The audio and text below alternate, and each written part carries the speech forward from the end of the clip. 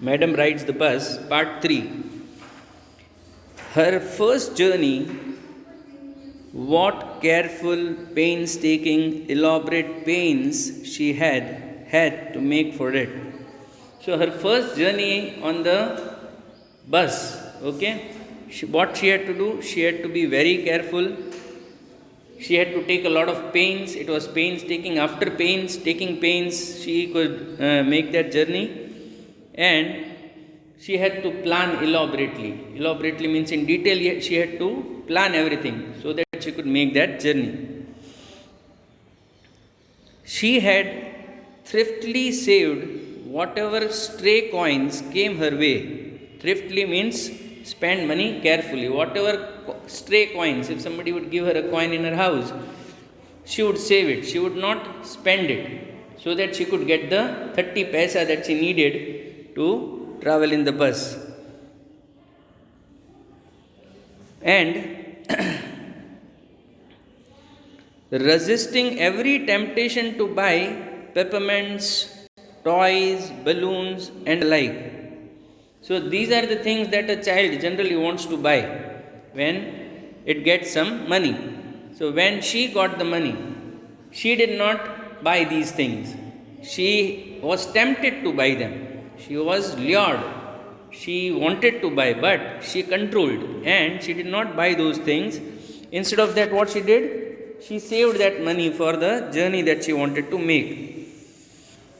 And how difficult it had been, particularly that day at the village fair. But she had resolutely stifled a strong desire to ride the merry-go-round, even though she had the money.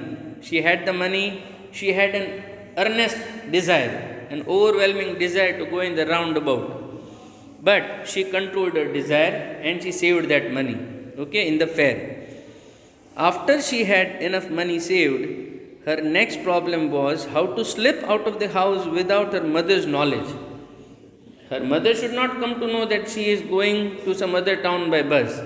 She had to hide that. So she had to decide the time when she would be able to slip out of the house without her mother noticing her. How difficult it had been, particularly that day at the village fair that we have finished. But she managed this without too much difficulty. Every day after lunch, her mother would nap from about 1 to 4 or so. She would take a nap, means she would sleep for a while. She would take rest and sleep between 2 and 4, between 1 to 4. Valli always used these hours for her excursions as she stood looking from the doorway to her house, or sometimes even ventured out into the village. Okay? So, in this time, 1 to 4, what she did, she either went out into the village or she would look out from her window standing at her door, and that is the activity she did. But this particular day, what she did was out of the village. Today, these some hours could be used for her first excursion outside the village. On that particular day on which she had to make that journey, she decided that she would go out for that excursion and instead of going around in the village. The bus rolled on now, cutting across a bare landscape, now rushing through a tiny hamlet or past an old wayside shop. These are the things, the places from where the bus passed. There was an open landscape was there, an open area, and which was bare. Bare means nothing had grown over there. Then rushing through the tiny hamlet or past an old wayside shop. Sometimes the bus seemed on a point of gobbling up another vehicle that was coming towards them, or a pedestrian crossing the road. Okay, so now some other vehicles would be there. It would seem that the bus would go on them, would dash with them, knock them down. Or the pedestrians, the people who walk on foot are called pedestrians. It would seem that the bus would go on them, and at the last moment it would be controlled. But somehow it passed on smoothly, leaving all obstacles safely behind. The obstacles means the other vehicles or the pedestrians were left behind, and the bus would go without hurting them safely.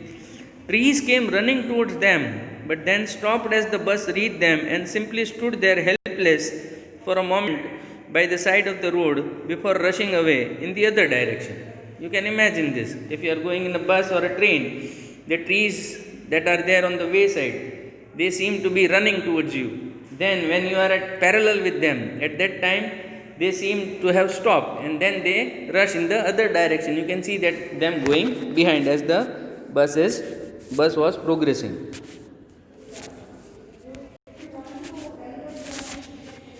Suddenly, Valli clapped her hands with glee.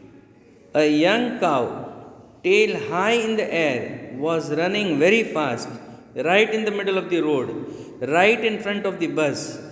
The bus showed. Did you understand that? One cow was there. Cow was there. Clapped her hands with glee when a young cow, tail high in the air. You can imagine cows jumping around on the road with the tail high in the air. They are too excited. In Gujarati we call that a guy phale thai છે. Okay, they keep jumping and with the tail up. One young cow was doing that. Right in front of the bus. The bus slowed to a crawl. Okay, it reduced the speed and the driver sounded his horn loudly again and again. But the more he honked the horn, the more frightened the animal became, and the faster it galloped. Galloped means ran very fast, always right in front of the bus. Okay, so as the driver kept blowing the horn, the animal was frightened, and instead of going away out of the way, what it did was it ran right in front of the bus, always right in front of the bus. Now the remaining part we'll do tomorrow. Okay, thank you.